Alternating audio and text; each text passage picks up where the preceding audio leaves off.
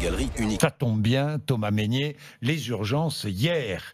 Agnès Buzyn a dévoilé un pacte de refondation à 750 millions d'euros, mais sans lits supplémentaires, je vais y revenir. Parmi les mesures, la première, la plus importante, mettre en place dans tous les territoires un service universel pour répondre à toute heure à la demande de soins des Français. Le service d'accès aux soins, un SAS, c'est bien trouvé, un SAS, c'est bien trouvé, mais derrière, il y a quoi ?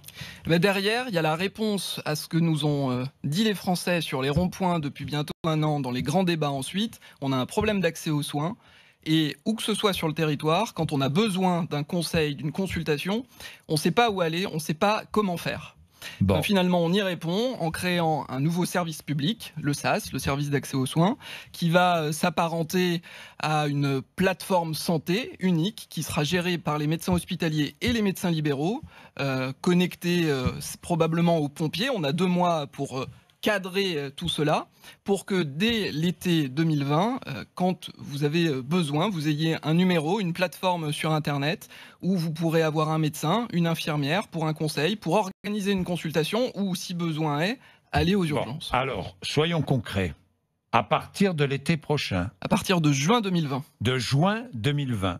Si j'ai besoin, en urgence, de joindre un médecin, ou si j'ai besoin d'être soigné, d'avoir un conseil, ou besoin, je ne sais pas, moi, d'aller aux urgences, j'appelle un numéro. On est bien d'accord. Je suis chez moi, je suis avec mon portable, j'appelle un numéro. Exactement, il y aura un numéro que vous pourrez appeler et vous aurez une réponse. Unique. C'est l'option que je défends. J'étais venu à votre micro il y a un peu plus d'1 an là-dessus. Moi aussi, je me bats pour ce numéro unique. Après, il y a une dernière séquence de concertation qu'on va mener avec les médecins hospitaliers, les médecins libéraux. Mais l'idée, c'est qu'il y ait effectivement un numéro qu'on pourra appeler et auquel on aura la réponse. Alors évidemment, la première... Que si j'appelle, on me dira quoi ? J'aurai qui au bout du fil ? Eh ben, vous aurez soit un médecin, soit un infirmier qui, en fonction... 24 heures sur 24. Oui, 24 heures sur 24, 7 jours sur 7. C'est la promesse du service public. France. Exactement. Parce que où que ce soit, où qu'on vive en France, qu'on ait un médecin traitant ou pas, moi je suis député de Charente, j'ai 15% des Charentais qui n'ont plus de médecin traitant. Parce qu'on n'en a pas formé depuis 10-20 ans. Donc on a supprimé le numerus clausus dans la loi cet été. Le temps que ça fasse effet, il va falloir 10 ans. D'ici là, comment on fait ? On crée un nouveau service public et où que ce soit, qu'on ait un médecin traitant ou pas, et quand on en a un, c'est évidemment lui qu'il faut appeler en premier. On aura ce numéro, ce service, où selon la situation qu'on présentera, on aura la réponse la plus adaptée aux besoins. Bon, oui, mais quel numéro ?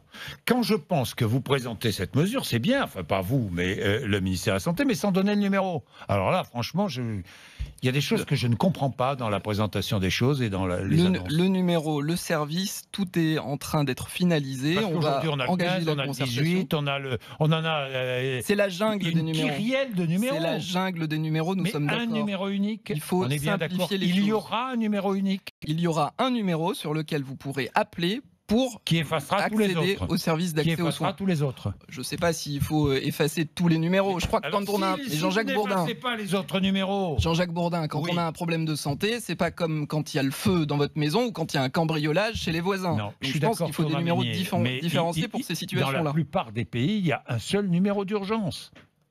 On est en train d'avancer sur cette plateforme santé et je crois que c'est un vrai plus, une vraie avancée pour les Français. Il va falloir aller vite. 2 mois. Parce que, on se revoit dans 2 mois.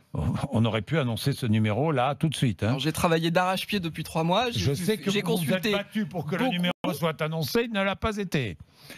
Ça va venir. Thomas Mesnier, mais je le sais, vous me l'avez dit, mais je le sais, je le savais avant. Thomas Mesnier, autre chose.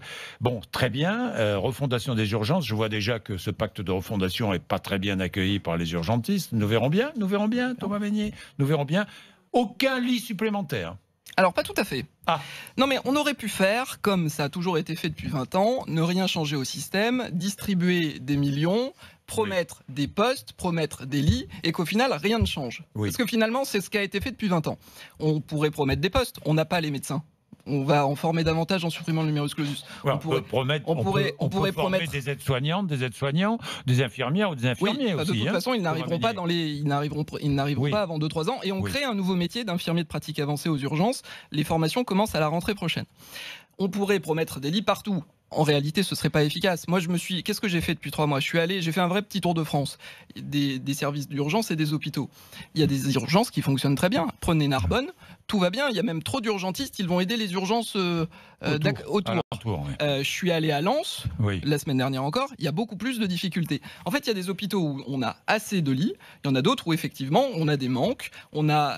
Agnès Buzyn a annoncé hier 12 mesures assez fortes, et une fois qu'on aura engagé tout ça, on va faire le diagnostic avec les agences régionales de santé, hôpital par hôpital et territoire par territoire, et quand il y en aura besoin, Agnès Buzyn l'a dit hier, on ouvrira des lits de post-urgence, des lits qu'on appelle de médecine polyvalente et de médecine gériatrique pour nos aînés. Merci Thomas Mesnier, Merci député La République En Marche de Charente et médecin urgentiste. Donc vous savez de quoi vous parlez. Ça fait du bien d'avoir un spécialiste d'ailleurs sur les questions qui nous concernent. Mais on attend avec impatience ce numéro unique d'urgence. On se reverra dans 2 mois. 7h05, oui 2 mois, oui d'accord. Oui, parce qu'il faut froisser aucune susceptibilité, si j'ai bien compris. Il faut travailler et faire en sorte que tout le monde soit ensemble pour travailler. C'est ça le problème. Mais il y a des corporatismes qu'il faut combattre. Depuis 2 ans, je passe mon temps à ça, Jean-Jacques Bourdin. Bon, très bien.